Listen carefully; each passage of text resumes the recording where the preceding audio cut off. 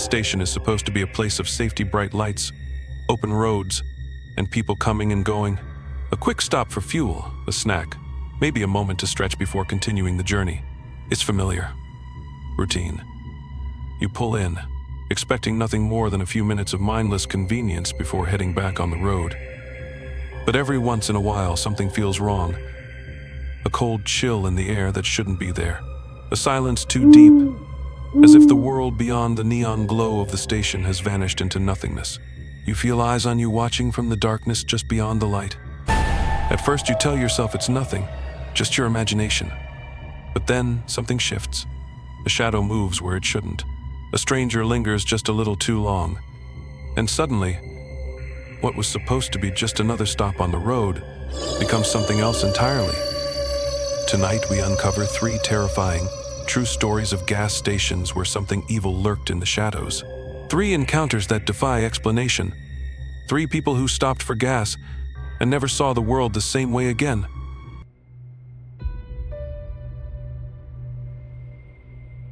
It was just past 2 in the morning.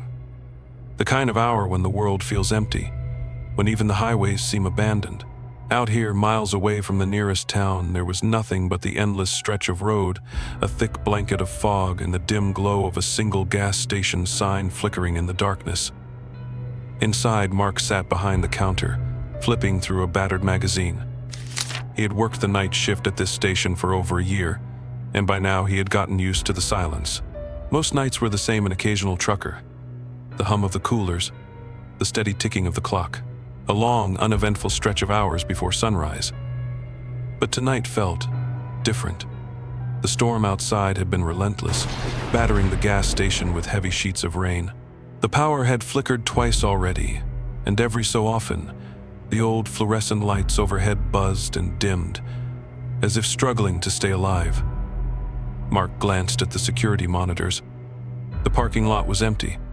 The road beyond was barely visible through the downpour. Just another quiet, rainy night. Then, the sharp ding of the station's door chime. He looked up, expecting to see a driver shaking off the rain, maybe a trucker in need of coffee. Instead, a man stood just outside the door. He wasn't walking in. He wasn't moving at all, just standing there, motionless. Mark squinted through the glass. The man was tall, dressed in an old trench coat that clung to his frame, soaked through from the rain. His hat was pulled low over his face, casting it in shadow. But even from where Mark sat, something about him felt off. And then Mark noticed something strange. The man wasn't just wet, he was dripping. A steady stream of water pooled around his feet, far more than the rain could have soaked through, as if he had been submerged in something much deeper, something much colder. Mark reached for the microphone to ask if the man needed help. But before he could press the button, the station's lights flickered, just for a second. And when they came back on, the man was closer. Mark's breath caught in his throat. The man was closer now, just a few feet from the entrance, standing directly beneath the buzzing glow of the overhead light. But the way he stood, it wasn't normal. His posture was too rigid, his shoulders squared. His head tilted just slightly to one side, as if listening to something Mark couldn't hear. Mark felt an unease settle in his stomach. He forced a chuckle under his breath. Maybe the guy was just waiting for the rain to let up. Maybe he was lost. But then he noticed something that made his skin crawl. The man's face.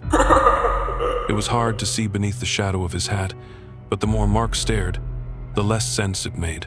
His mouth was too wide. The corners of his lips stretched up in a way that looked unnatural, almost as if the skin itself had been pulled too tight. A smile, but not a normal one. It was frozen, unmoving, too perfect, like it had been painted there. Mark's stomach twisted. His fingers hovered over the microphone, ready to press the intercom button, but something stopped him.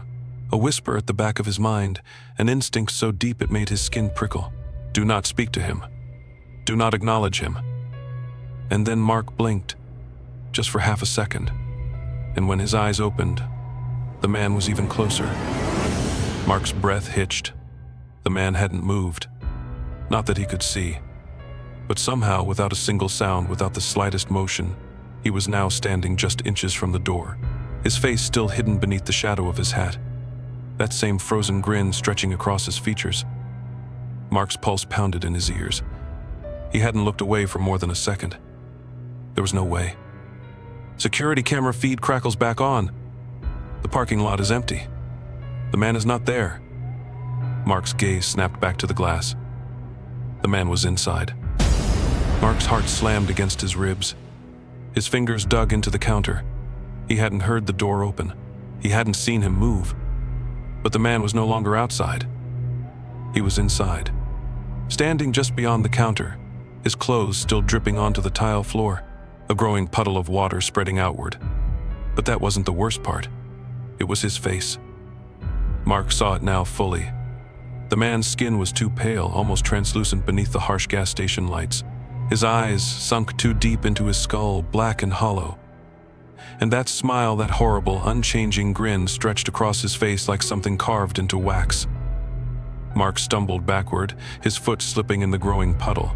He barely caught himself on the edge of the counter, his breath coming in short, ragged gasps. Mark reached for the emergency phone beneath the register, his hands trembling as he dialed. His eyes never left the man. The dial tone rang once, twice, then the line goes dead. Hey. The man tilted his head a slow, unnatural motion, as if his neck barely held weight. His smile never faltered. And then, Mark noticed something else. There was no reflection in the glass doors. The man was standing in front of them, close enough that Mark could see the water dripping from his sleeves, but the doors showed nothing, just the empty gas station parking lot, stretching into the darkness. His body locked in place. His mind screamed at him to move, to run, to do anything, but his limbs felt heavy, his vision tunneling as that high-pitched ringing grew louder, piercing into his skull. And then, the man took a step forward. Mark stumbled backward, nearly falling over the chair behind him.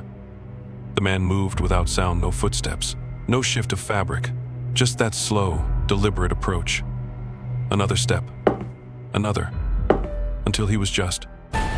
Then suddenly the lights flickered violently, the fluorescence buzzing like a swarm of angry insects. The entire gas station shook as if something massive had just passed overhead, rattling the shelves, sending magazines tumbling to the floor. Deep, guttural static. The voice becomes clearer. A single word run.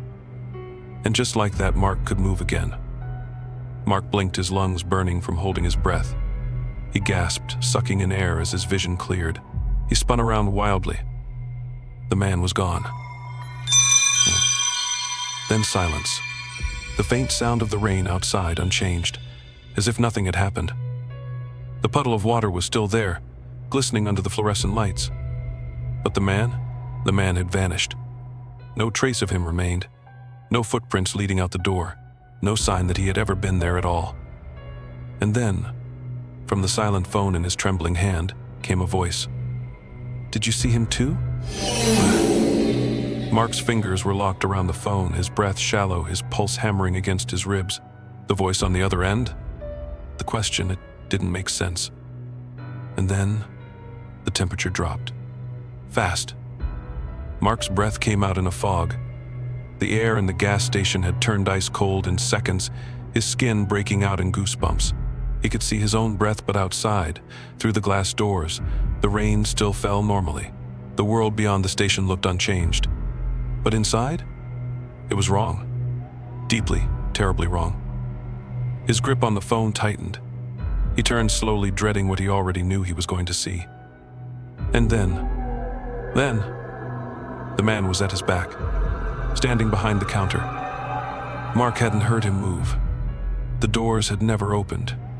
But now the man was inside, inches from him, his face still frozen in that unnatural grin. His skin was pale, nearly translucent, stretched too tight over his bones, and his eyes, they were black holes, empty, endless. Mark wanted to scream, to move, to do anything, but his body wouldn't listen. He was frozen in place. The man leaned forward, his head tilted, his grin somehow widening. And then, in a voice not meant for this world, he whispered, "It's too late." When the lights came back on, Mark was gone. The gas station was silent. The air was no longer ice cold. The rain outside had stopped. The only sign that anything had happened was the water. At 6 a.m., the morning clerk arrived. He found the store unlocked, the register untouched, and the shelves in perfect order except for the security monitors, which were frozen on a single frame. The screen glitches back to life. A grainy, time-stamped video feed flickers on. He rewound the footage. Hours before, at 2:14 a.m., the camera showed Mark alone, standing behind the counter, staring at something unseen. His lips moved, as if speaking to someone, but there was no one else there. The faint audio from the footage crackles through Mark's voice, distant, trembling. It's too late. There was no man in the trench coat, no dripping footprints, no sign of another person, just Mark, standing there, terrified, his eyes locked on something the cameras couldn't see. And then, at exactly 2:17 a.m., the screen cut to black. Then he notices something. The floor was wet. Right where Mark had been standing, leading from behind the counter, were footprints. Bare, wet footprints, walking away from the register and out the door. But outside, there were no tracks, no trail. The footprints just stopped.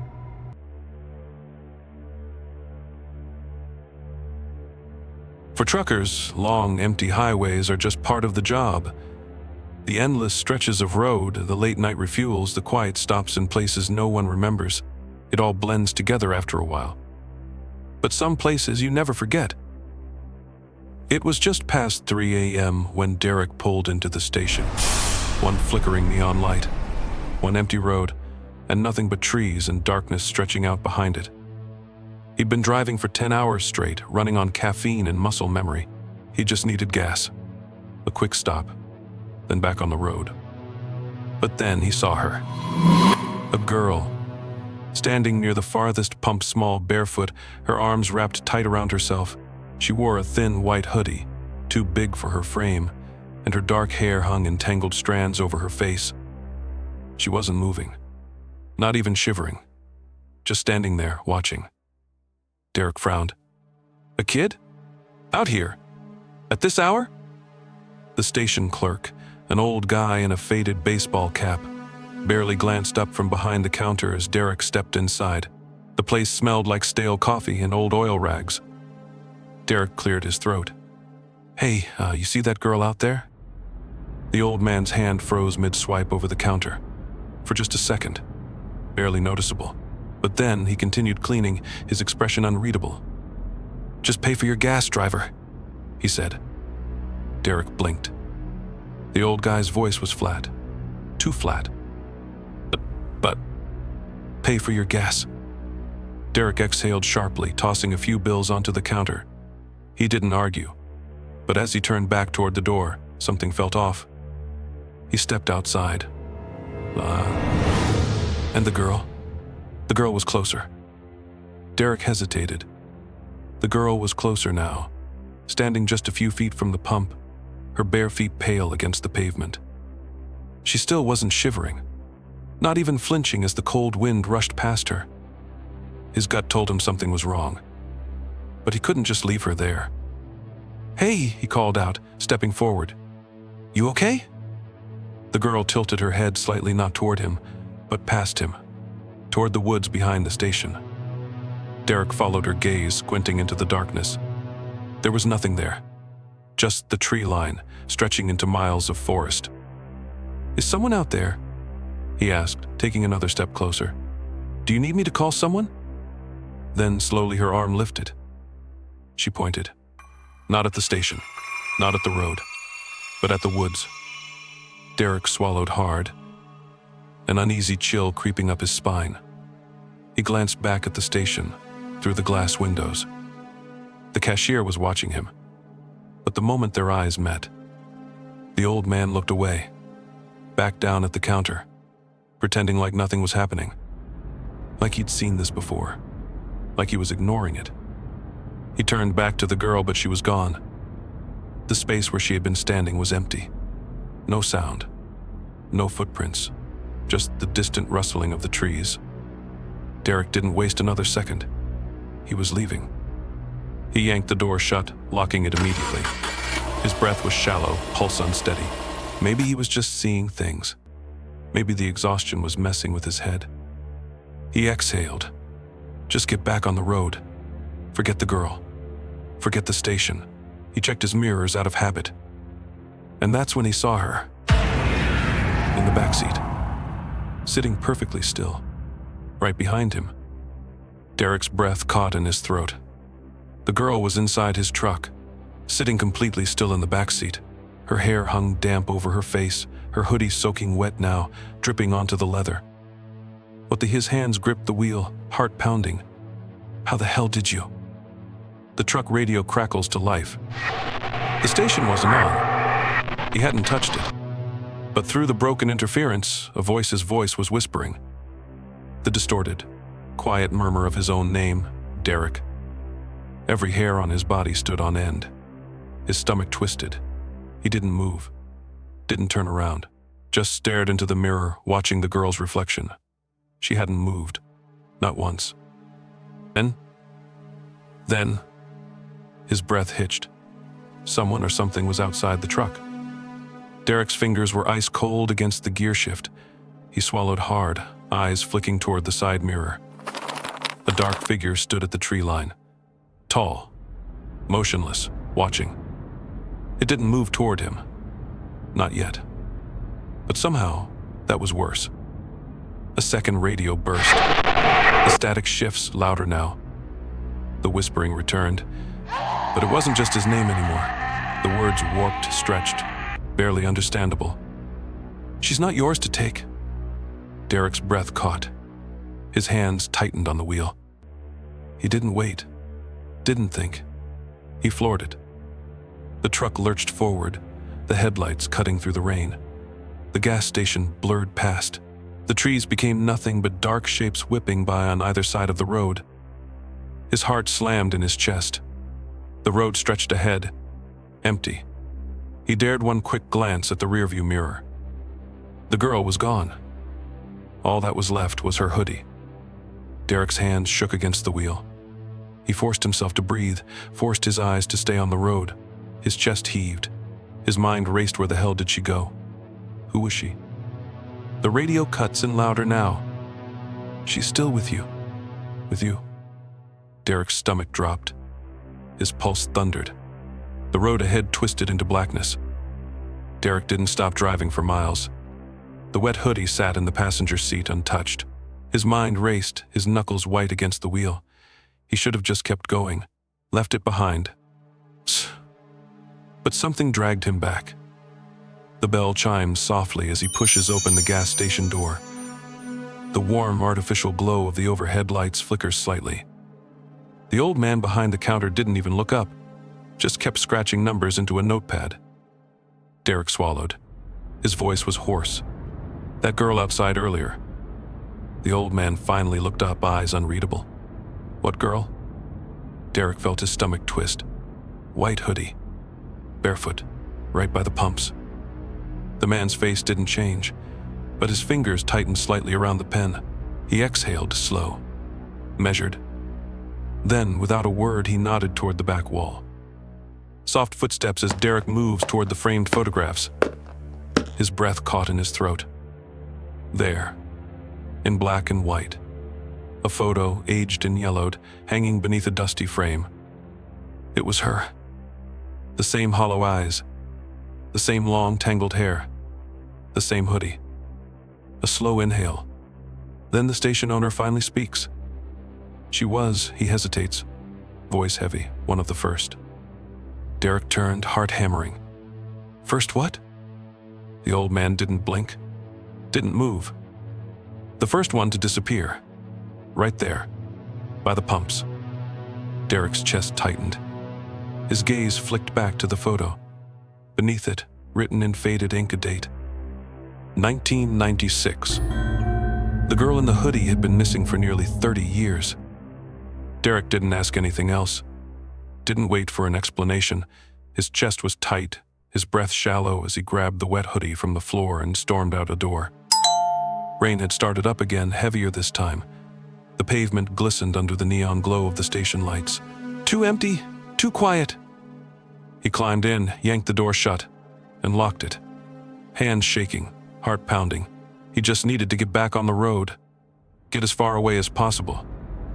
His fingers tightened around the wheel as he floored the gas. The wet hoodie sat on the seat beside him, cold as ice. Mile after mile, the gas station faded in the distance. The road stretched ahead, empty and endless. He exhaled, trying to push the image from his mind.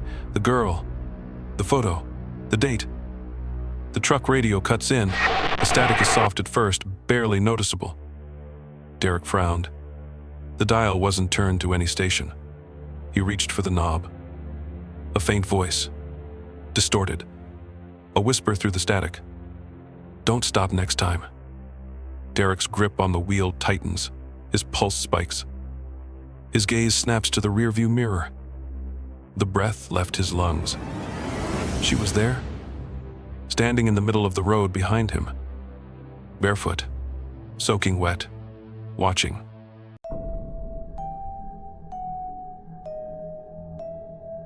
Natalie had been driving for hours, too long. The dark highway stretched on, endless, her eyes growing heavier with every passing mile. She cursed under her breath. Nearly empty. She hadn't seen another car in miles, let alone a gas station. But up ahead, something flickered through the fog. A buzzing neon sign, struggling to stay lit. The words barely legible, gas, open 24 hours. It wasn't much. Just a single building, faded and run down, pressing against the darkness. She pulled in, scanning the lot. Completely empty. No other cars. No attendant at the pumps. But there, tucked in the corner, a flickering light above a single, unmarked door. Restroom. Natalie hurried toward it, heart pounding. It was just a restroom. Just a quick stop. She'd be back on the road in minutes. She pushed inside and froze. The light flickered overhead, casting long, uneven shadows. The mirror above the sink was cracked, the glass dull with grime. She stepped inside, about to lock the door behind her when she saw it.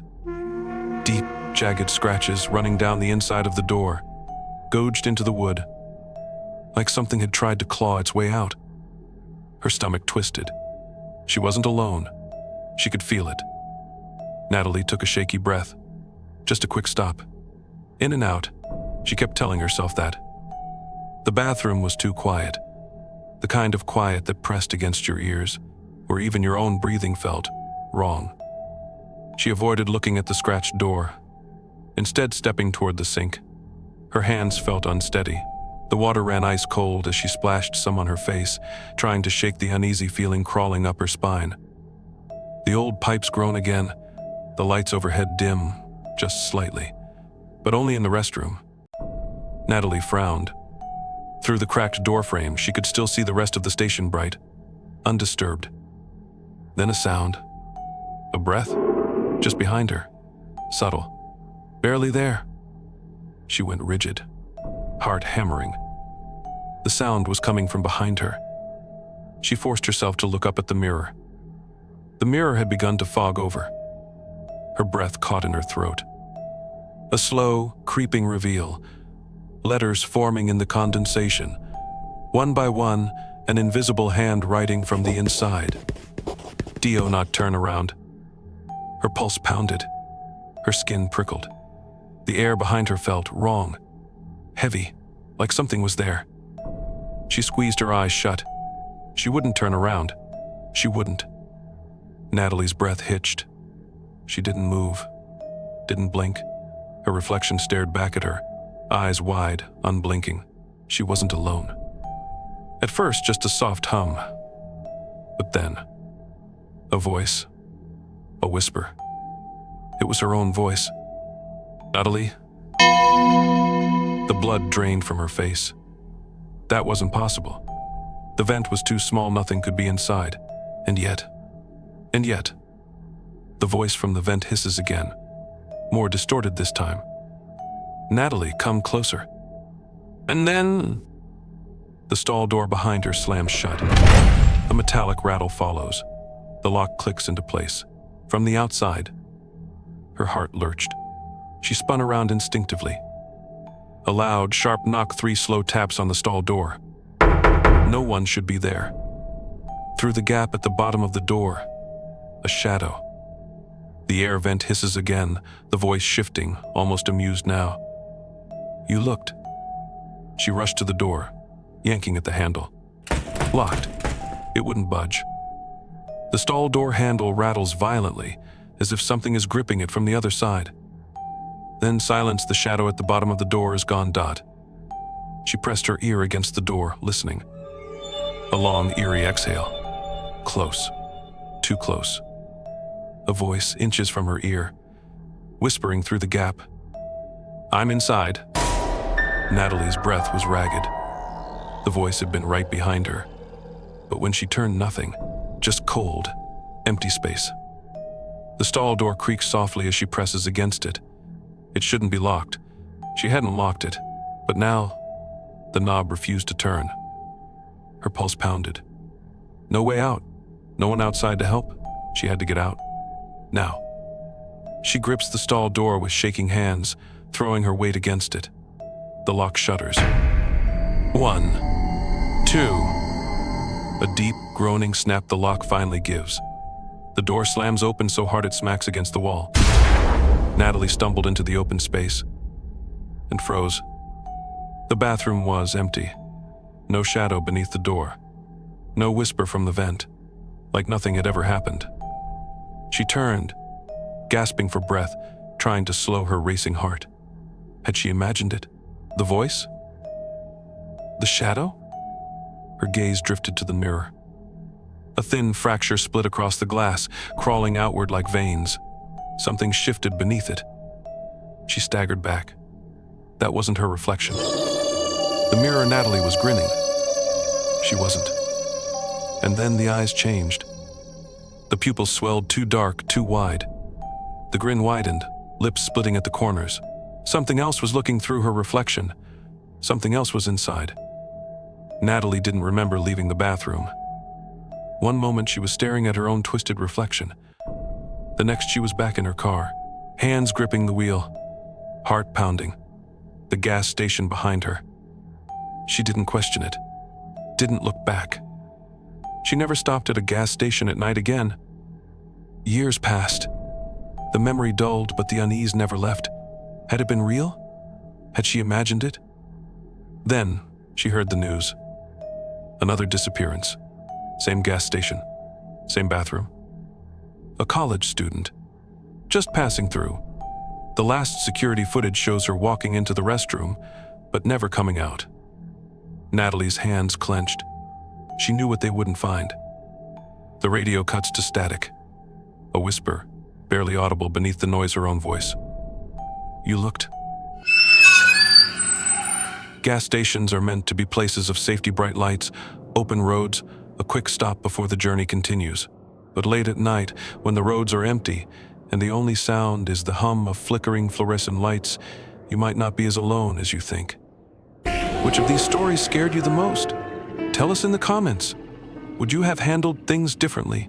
Or do you think these are just urban legends? If you enjoyed these terrifying true stories, make sure to subscribe. Because if you don't, the next time you stop for gas, you might not be alone. If you thought these were scary, wait until you hear about the haunted motel stories next time.